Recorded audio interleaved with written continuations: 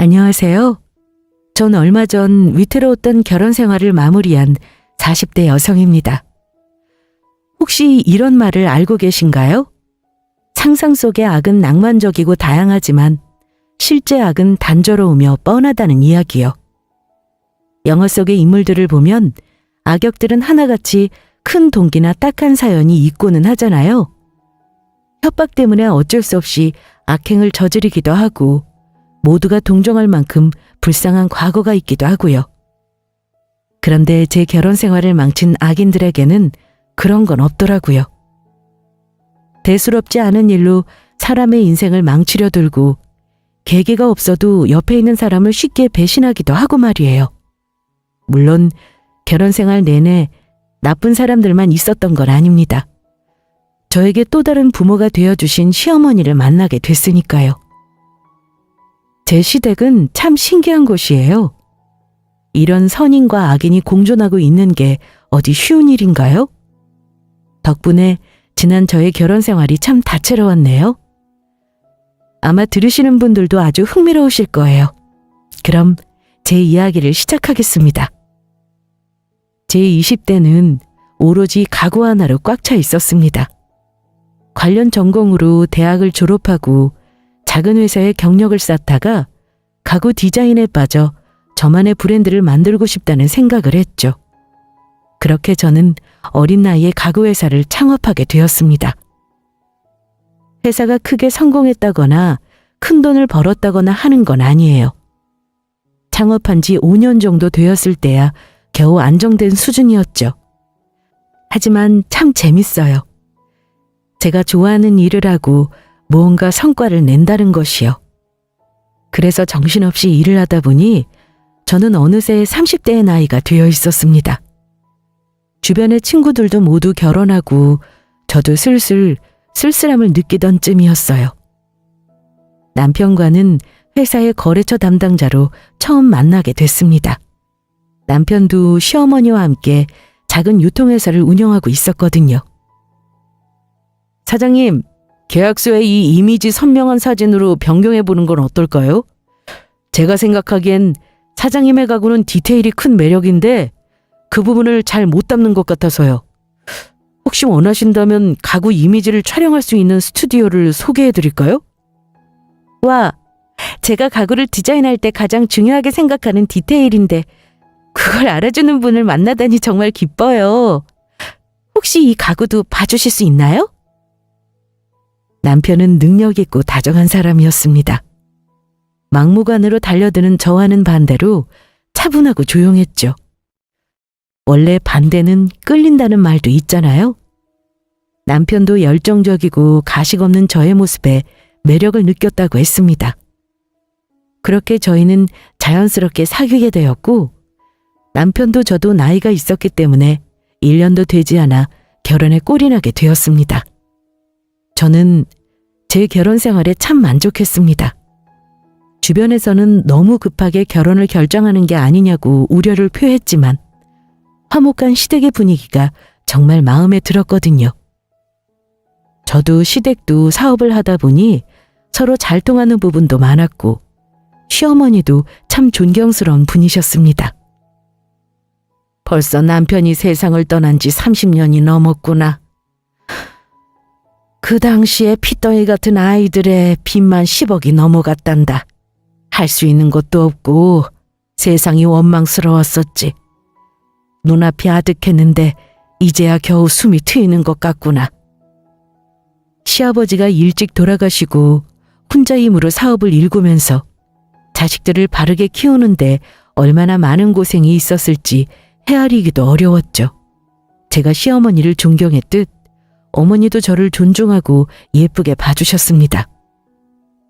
존경스러운 시부모님, 다정한 남편, 화목한 시댁. 흠잡을 것 없는 결혼 생활이었습니다.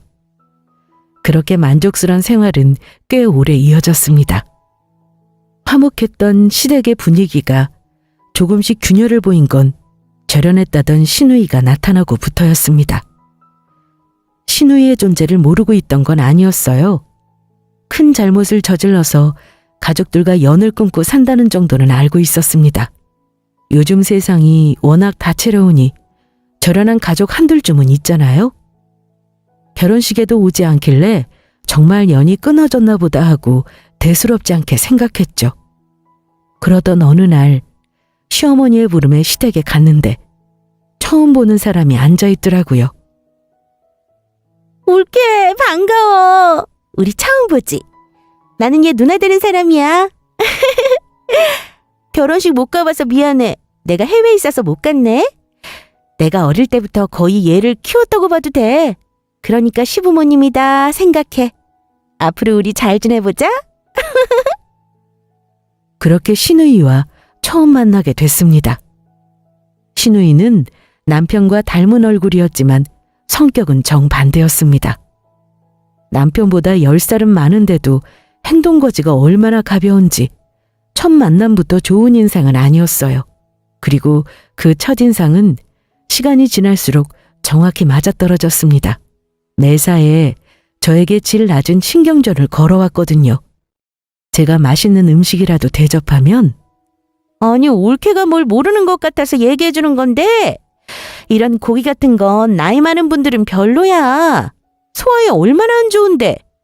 구워 먹는 게 암을 유발한다는 연구 결과도 있잖아. 엄마, 며느리가 엄마 암 걸렸으면 좋겠나 봐. 잘 좀 해줘야겠어. 절 생각하는 소리라면서 이런 얄미운 말을 해서 복장을 뒤집어 놓고요.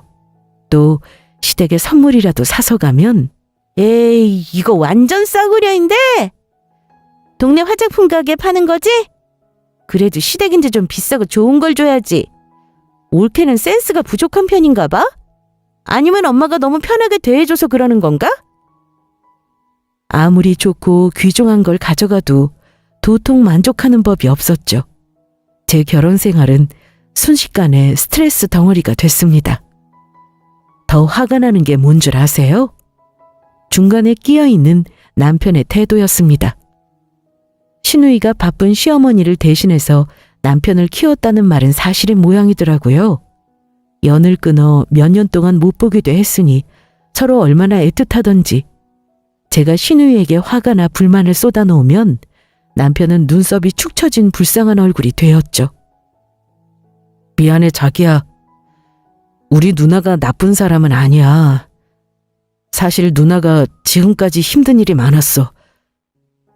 사기꾼한테 당하고 돈도 뜯기고 남편한테도 버림받고 그 와중에 엄마도 누나한테 모질게 굴고 그동안 정말 힘들었을 거야. 자기가 조금만 이해해주면 안 될까? 제가 추궁하자 남편은 지금껏 신우이에게 일어난 일에 대해 말해주었는데요. 그 사연도 참 신우이다웠습니다.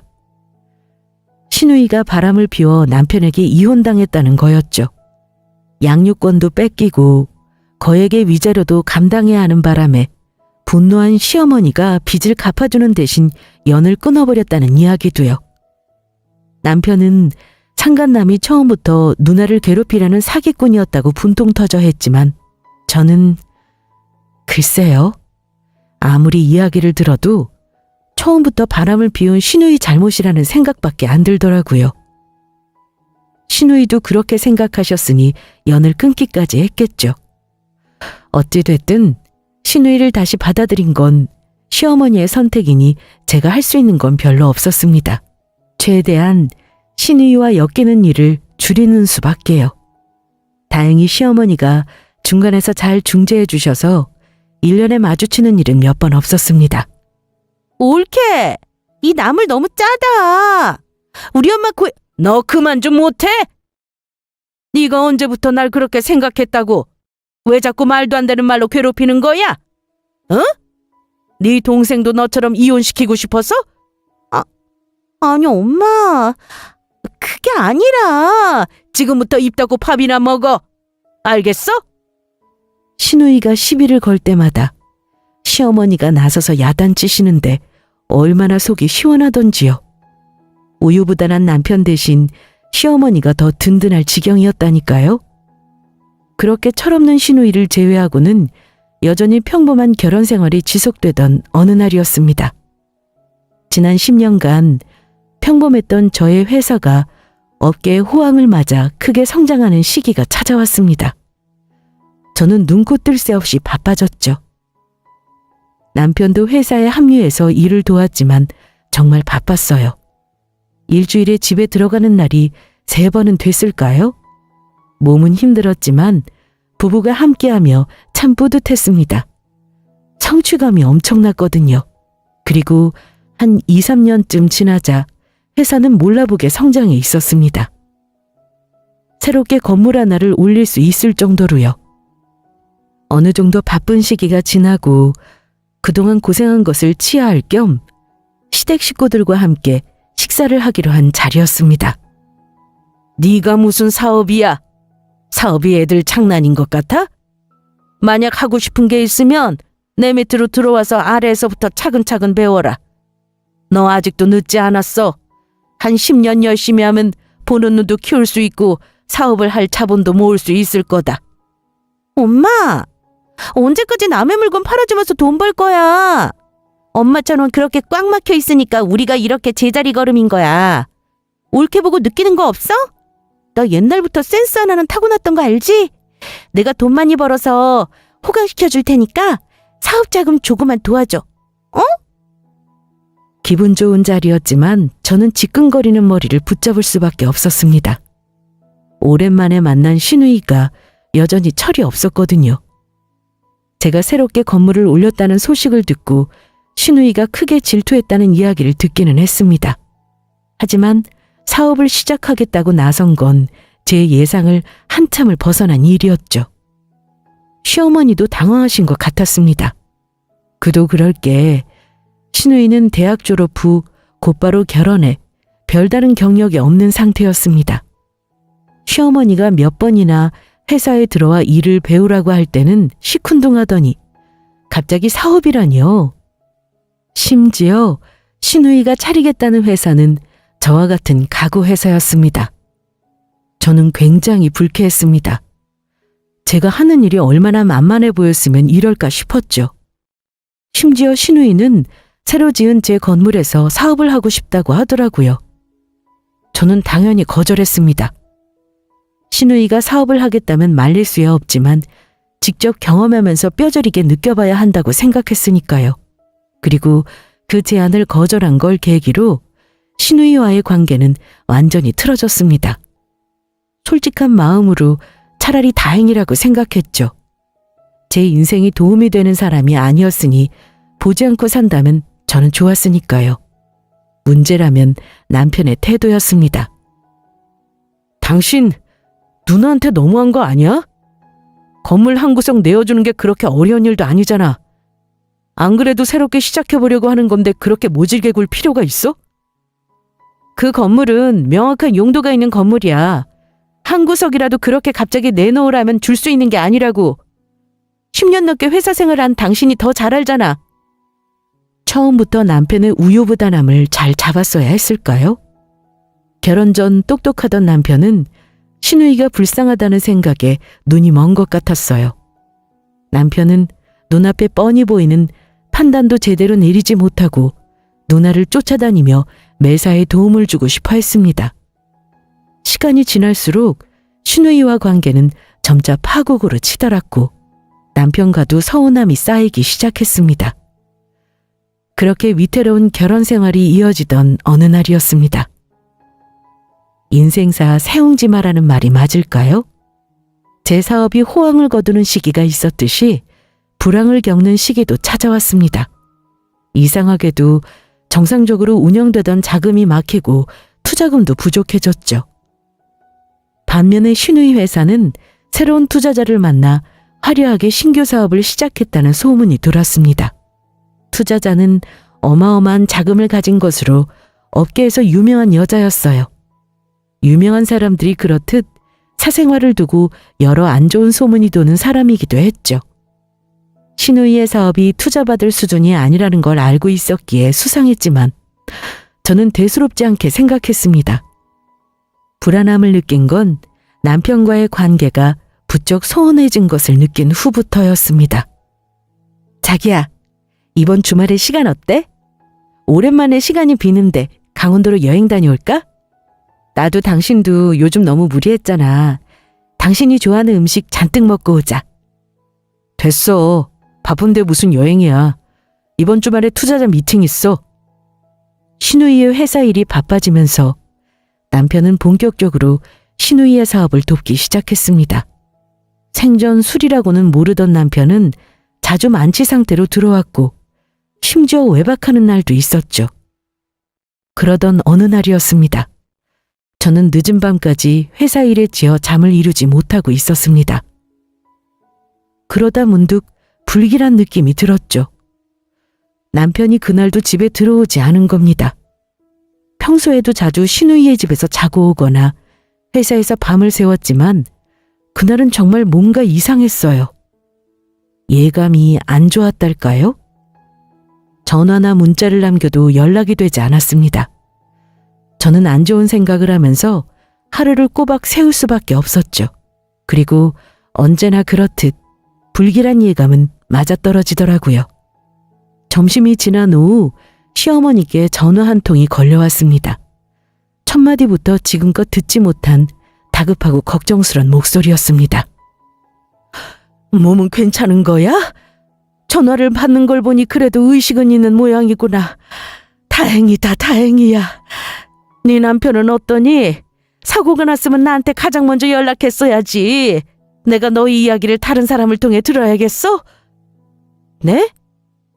어머니 사고라니요? 저는 지금 회사에 있어요. 그게 무슨 말이니? 최 교수가 막내랑 와이프가 사고 나서 병원에 왔다고 하던데? 시어머니와의 전화통화는 한마디 한마디 저를 뒤흔들었습니다. 남편 사고 소식을 들었을 때도 심장이 바닥으로 떨어지는 것 같았고 남편 옆에 제가 아닌 다른 여자가 있을 수도 있다는 이야기에 다시 한번 심장이 충동질 쳤죠. 저는 벌벌 떠는 몸을 겨우 가라앉히고 병원으로 달려갔습니다. 급하게 간 병원에는 신우이만 병실 앞을 지키고 있었습니다. 그 당시 눈앞이 새하얗게 변해서 신우이 같은 건 보이지도 않았지만요. 저는 바로 병실로 들어가려고 했습니다. 멀쩡한 남편의 얼굴을 봐야만 진정이 될 것 같았죠. 신우이는 갑작스럽게 등장한 시어머니와 저 때문에 깜짝 놀란 것 같았습니다. 급하게 제 앞을 막고는 병실에 들어가지 못하게 했거든요. 안 돼! 병원에서 안정을 취해야 하니 아무도 들이지 말라고 했어. 안정을 취하라니 많이 다친 거야? 그래도 가족한테는 연락했어야지. 우리가 최 교수한테 소식을 들어야겠니? 크게 다친 건 아니야. 사고가 난 지 몇 시간 안 됐고 나도 방금 온 거야. 올케가 이렇게 정신없이 굴까봐 연락을 못했어. 제가 보기에 신우이는 지나치게 당황하는 것 같았어요. 말도 허둥지둥하고 뭔가 숨기려는 것처럼 보였죠. 무엇보다 사고가 난 지 얼마 되지 않았다는 말이 마음에 걸렸습니다. 남편과 연락이 되지 않은 지는 벌써 24시간이 다 되어가는데 말이에요. 주변을 조금 살펴보니 병실 앞 입원 일자에는 어제 날짜가 적혀 있었습니다. 신우이의 말은 처음부터 끝까지 거짓말이었던 거죠. 저는 병실 안에 신우이가 숨기려는 게 있다고 확신했습니다. 그리고 그걸 확인해야겠다고 생각했죠. 형님, 사고가 난 지 몇 시간 안 됐다고요? 여기 입원 날짜는 어제 날짜인데요? 남편은 어젯밤부터 연락이 안 됐어요. 최 교수님은 남편과 와이프가 같이 사고가 난 것 같다고 하셨고요. 지금 남편 옆에 누워있는 사람이 누군지 전 확인해야겠어요. 비키세요. 뭐? 안 돼! 병원에서 안정을 취해야 한다는데 남편을 죽일 셈이야? 열거라. 나도 확인해봐야겠으니까. 그 자리에 시어머니와 함께 있었던 건 행운이었습니다. 막무가내의 신우이를 막을 수 있는 건 시어머니뿐이었으니까요. 그리고 병실 문이 열리자 저와 시어머니는 멀거니 서 있을 수밖에 없었습니다. 남편이 크게 다쳤었냐고요? 차라리 그랬다면 속이라도 시원했을 것 같네요. 남편은 멀쩡한 얼굴이었습니다. 갑작스런 저희의 등장에 남편은 신우이만큼이나 당황해 보였죠. 좁은 2인실에 멀쩡한 남편과 처음 보는 여자가 함께 누워 있었거든요. 자기야, 저 여자는 누구야? 사람이 화가 나니까 목소리고 몸이고 사정없이 떨리더라고요. 처음 보는 여자는 제 남편에게 자기라고 불렀습니다. 덕분에 상황 파악이 쉬웠으니 다행이라 해야 할까요? 상간녀는 처음 보는 얼굴이었지만 익숙한 이름이었습니다. 신우이의 회사에 새로 투자를 해주었다는 그 투자자의 이름이었죠. 엄마, 그런 게 아니라 내가 다 설명할 수 있어. 이분은 누나네 회사 투자자인데 미팅을 끝내고 데려다 주다가 사고가 나서. 맞아, 엄마. 이분은 우리 회사 투자자야. 엄마도 이름은 들어봤지? 더 비참한 것은 그 이후 남편과 신우이의 태도였습니다. 가장 분노해야 하는 건 저인데도 남편은 저보다 시어머니와 상간녀의 반응만 살폈습니다. 얼마나 저를 만만하게 생각하면 그렇게 행동했을까요? 지금 생각해도 치가 떨리도록 분하답니다. 미팅을 끝내고 강원도까지 데려다 준 모양이지? 사고가 강원도 호텔 주변에서 났다는 얘기 들었다. 이 상황에서도 네 아내가 아니라 내 눈치를 살피는 게 한심하구나. 네 누나라도 모자라서 너까지 불륜을 저질러? 내가 자식을 잘못 키워도 한참 잘못 키웠다. 그 자리에서 저를 생각해주는 건 시어머니뿐이었습니다. 시어머니는 크게 화를 내시곤 저를 걱정해 함께 병원에서 데리고 나와 주셨죠. 험한 꼴을 오래 볼 필요가 없다고 하시면서요. 그건 지금 생각해도 정말 감사한 일이었습니다. 만약 시어머니가 없었다면 저는 망연자실한 채로 병실에 멀거니 서서 남편과 신우이의 막말을 듣고 있어야 했을 테니까요. 그걸 어떻게 하냐고요? 그 이후로 남편과 신우이가 번갈아가며 찾아와 막말을 퍼붓기 시작했거든요. 남편은 아주 뻔뻔하게 나왔습니다. 상간녀가 남편을 연인으로 부르는 걸 눈앞에서 들었는데도 발뺌하려고 들었죠. 왜 이렇게 내 말을 안 믿어? 누나이를 도우려 투자자 만난 것 뿐이라니까? 그쪽은 나를 어떻게 생각했는지 몰라도 난 아니었어. 그런 성의 없는 거짓말을 어떻게 믿으라는 거야? 당신은 매일 외박하고 가정에 소홀했잖아. 수단과 방법을 가리지 않고 그 투자자를 잡을 방법이 필요했을 뿐이야. 그러니까 당신이 진작 우리 좀 도와줬으면 됐잖아. 우리? 너랑 내가 우리야. 네 누나가 아니라 우리가 결혼한 사이가 맞긴 하니? 제가 계속해서 추궁하자 남편과 신우이는 모든 게 저의 잘못인 것처럼 저를 탓했습니다. 특히 신우이의 막말은 선을 한참 넘도록 계속되었죠. 남편을 만족시키지 못한 네 잘못이지. 성공이랑 돈에만 눈이 돌아서 가정에 소홀한 건 너 아니니? 불쌍한 내 동생. 와이프가 이렇게 억세게 구는데 어떤 남자가 밖으로 안 돌겠어? 신우이는 남편의 바람이 제 잘못이라며 저를 비난했습니다. 억울했죠. 결혼 생활 내내 누나에게 매달려 있던 남편의 마음을 돌리려고 노력한 건 제 쪽이었으니까요. 무엇보다 그 상황에서 견디기 어려웠던 건 할 수 있는 게 아무것도 없다는 것이었습니다. 투자자를 붙잡기 위해서였다는 남편의 말이 맞는지, 남편의 마음이 떠났다는 신우이의 말이 맞는지조차도요.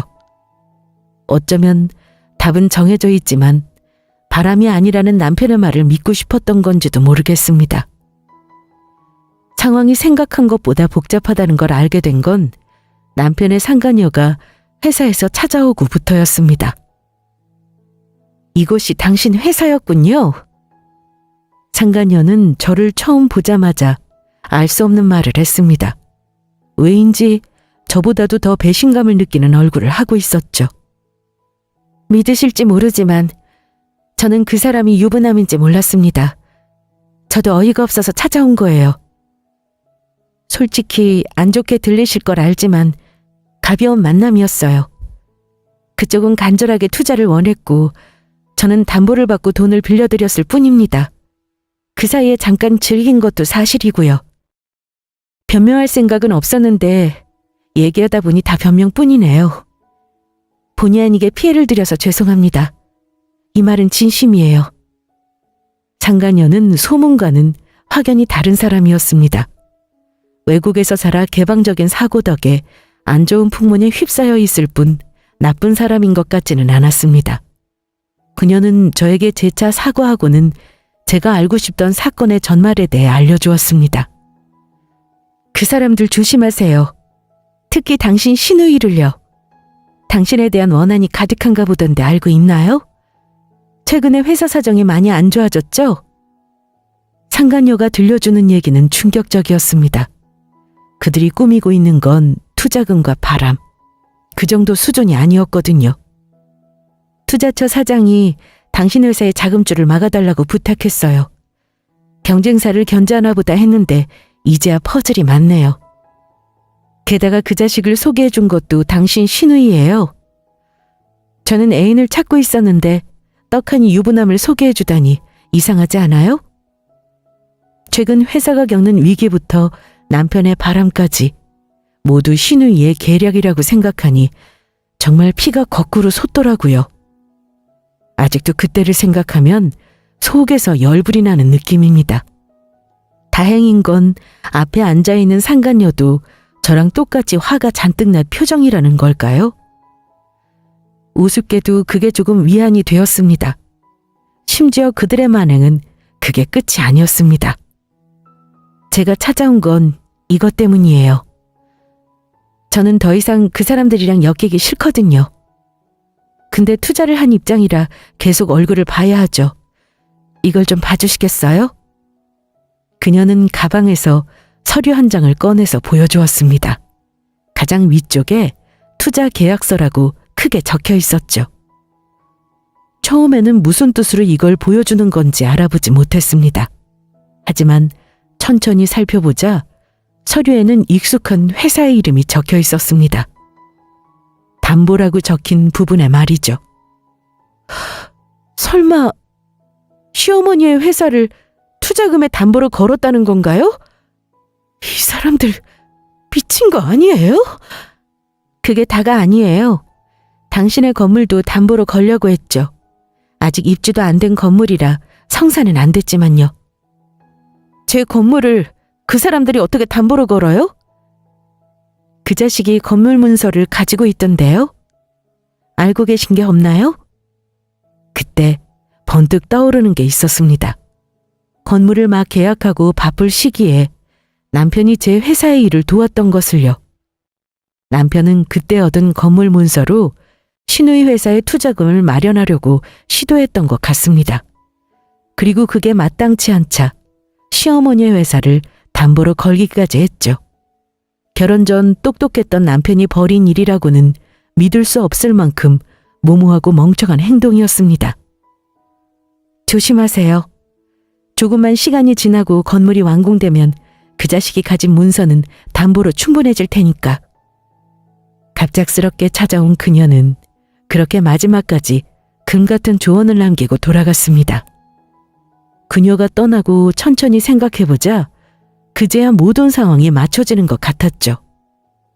남편이 다 밝혀진 상황에서도 끝까지 바람이 아니라고 잡아떼었던 이유는 아마 시간을 끌기 위해서였을 겁니다. 저와 헤어지더라도 제 건물을 가지고 갈 수 있도록요.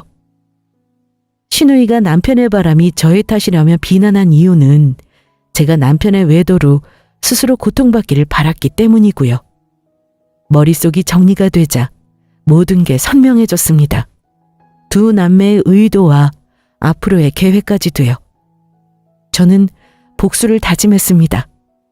그들이 저에게 빼앗으려 했던 것들을 제가 그대로 빼앗기로 했죠. 저는 가장 먼저 시어머니를 찾아갔습니다.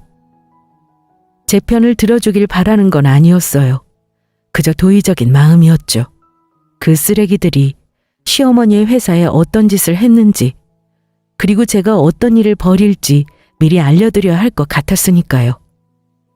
하지만 시댁에 가자 멀리서부터 소란스런 소리가 들리더라고요. 남편과 시누이, 그리고 시어머니가 싸우는 소리였죠. 아, 엄마! 정말 답답하네, 진짜. 새며느리는 돈도 훨씬 많고 얼마나 사근사근한지 몰라. 엄마도 분명 마음에 들 거라니까. 엄마만 입 다물고 있으면 돼. 걔가 이번에 올린 건물 있지? 그 큰 거, 그것도 다 내 거야. 엄마 이제 호강하는 일만 남았다고. 엄마, 수철이 말이 맞아. 엄마 언제까지 사업하면서 힘들게 살 거야?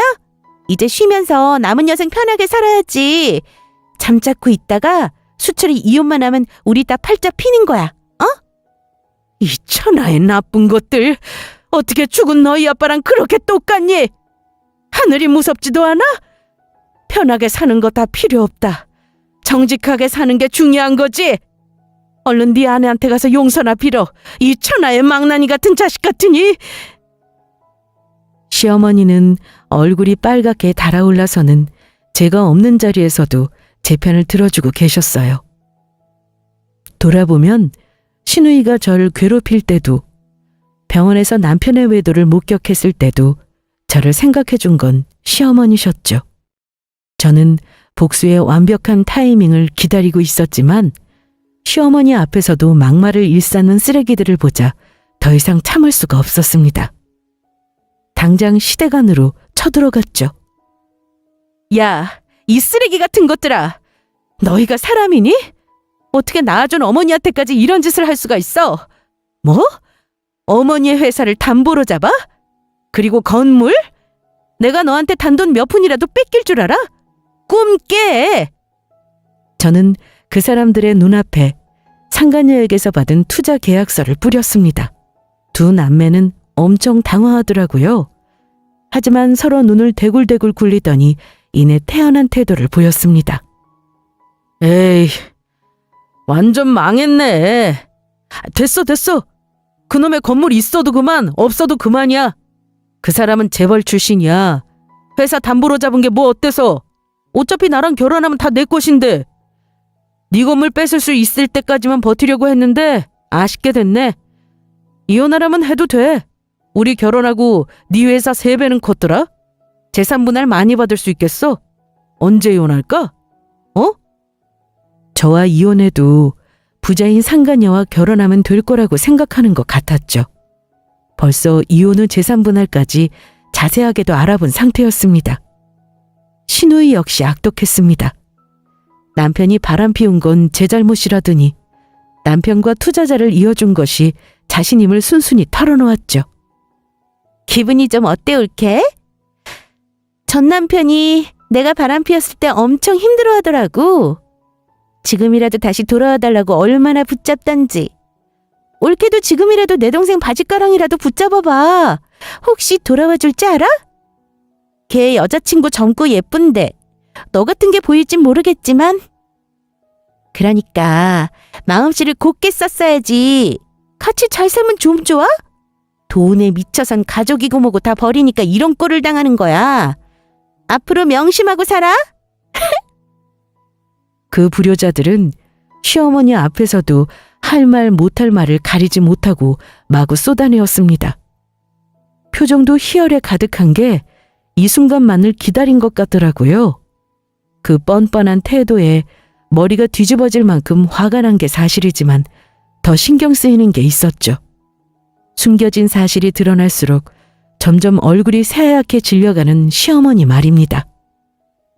지금껏 어머니가 저를 도와주셨듯 이제 제가 어머니를 지켜드려야 할 차례였어요. 당장에 머리채라도 잡고 싶었지만 더 험한 꼴을 보이지 않도록 저는 필사의 힘으로 화를 참아냈습니다.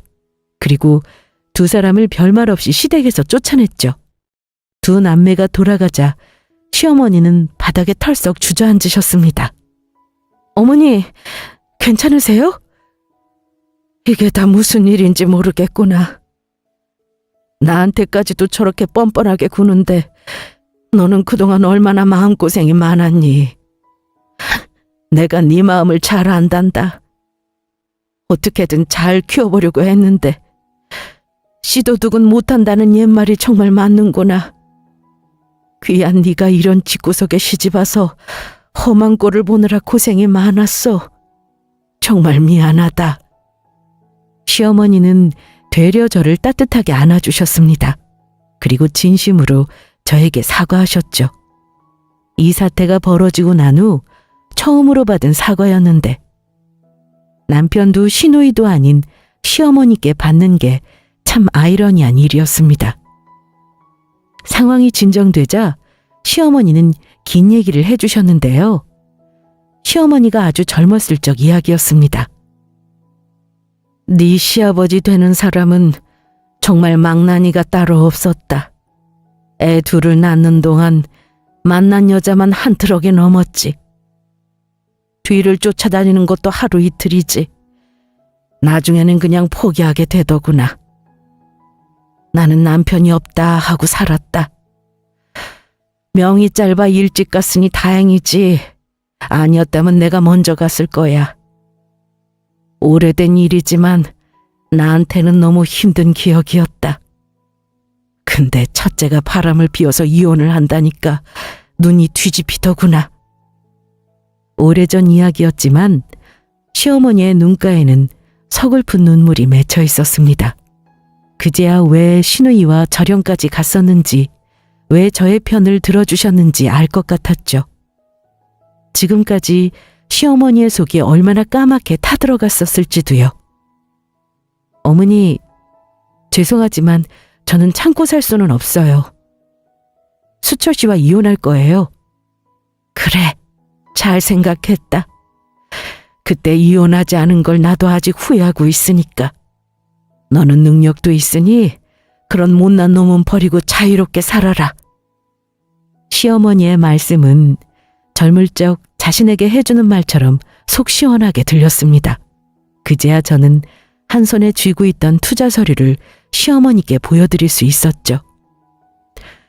이혼하는 건 물론이고 저는 그 사람들에게 제대로 복수할 거예요. 이걸 보세요, 어머니. 이게 무슨 말이니?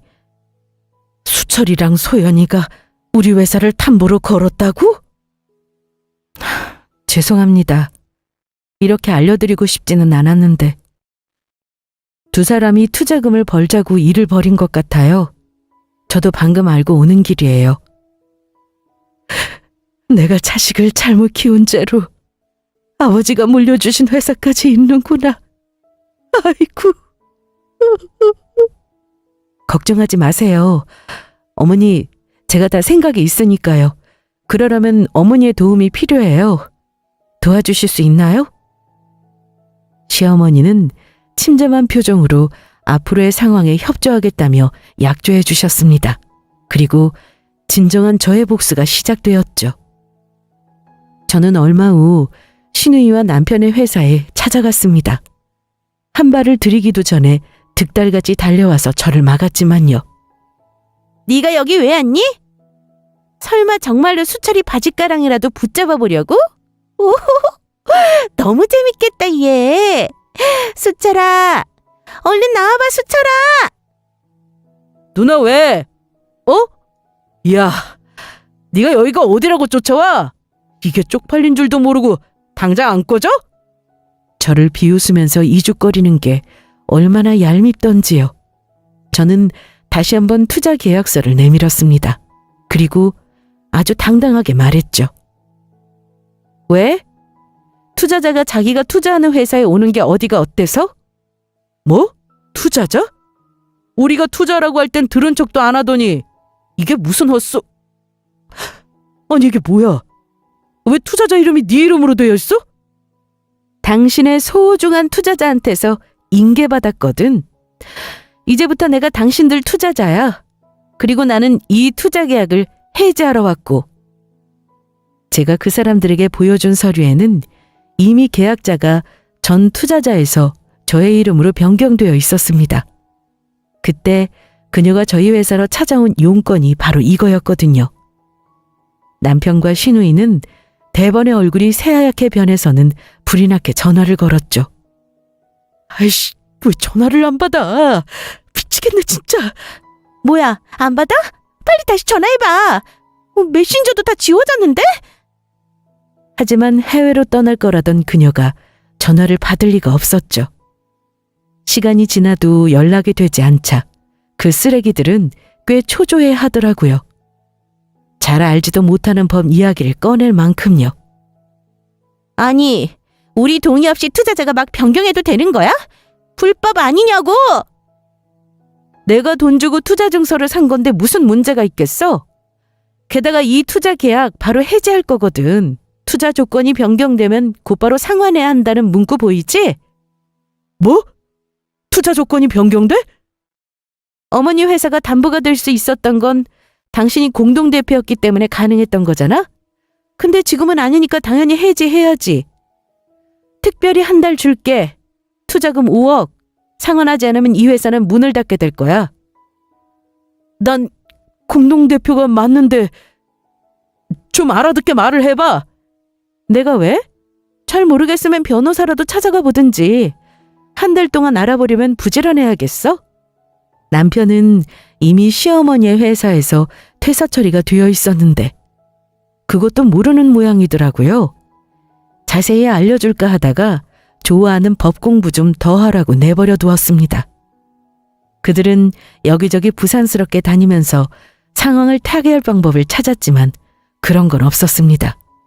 처음부터 이 투자 계약 자체가 투자자의 호의를 바탕으로 작성된 조악한 것이었으니까요. 자세히 알아볼수록 무지로 벌어진 위법 사항까지 우르르 잡혀나오면서 더 상황이 꼬여버린 것 같았습니다. 그들이 정신없게 지내는 사이 저는 남편과의 이혼 준비와 재산 분할을 확실히 준비했습니다. 원하는 대로 떡하니 건물을 쥐어줄 수는 없잖아요. 아니, 이게 말이 돼? 결혼 생활 동안 재산이 몇 배나 늘었는데 한 푼도 못 받는 게 말이 되냐고! 분명 조금이라도 내가 받을 수 있는 몫이 있을 거라고 했는데? 바람 피워서 이혼하는 주제에 꿈도 크다. 그리고 내 회사에 네가 기여한 부분이 없는데 어떻게 재산 분할이 되겠어? 항소하려면 해. 그만한 변호사 비용이 있는지 모르겠지만 네가 가진 건물 문서도 사본이더라? 이제 혈육도 없으니까 고소하기 전에 얼른 폐기해, 사기꾼 자식아. 다행히 신우이의 전 투자자가 외도의 증거를 넘겨주고 가서 일이 쉬웠습니다. 남편은 외도로 인한 유책 배우자가 되어 재산 분할은커녕 큰 위자료를 저에게 물어줘야 할 상황이 되었죠. 남편은 시어머니의 회사에서도 쫓겨나고 큰 빚을 진 채 낙동강 오리알 신세가 되었습니다. 투자금을 회수하자 신우이의 회사도 위태로워졌습니다. 처음부터 신우이의 회사를 망하게 하는 정도는 이혼보다도 쉬운 일이었거든요. 신우이는 저에게 빼앗긴 투자금을 다시 모아보려고 야심차게 투자 설명회까지 열어보려고 했습니다. 저희 회사는 가구 브랜드 회사인데요. 친환경 재료를 사용하고 수량도 100개 한정으로. 뭐야 저게? 언제적 디자인을 가져와서 투자 설명회를 여는 거야? 에이, 시간 낭비했네. 그러게나 말이에요. 딱 봐도 촌스러운데 저런 걸 누가 저 가격에 산다는 건지. 하지만 애초에 자기 객관화조차 되지 않은 회사에 투자할 사람들은 없었습니다. 스스로 몰락의 길로 걸어가는 꼴이었죠.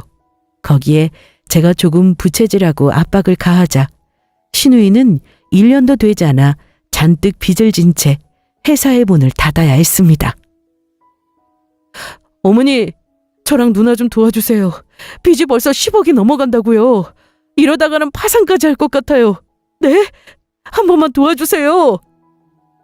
너희가 감히 내 회사를 담보로 잡아? 이 회사는 너희 외할아버지부터 피땀 흘려 일군 회사야. 남의 물건 팔아서 돈을 번다고 우습게 생각했지?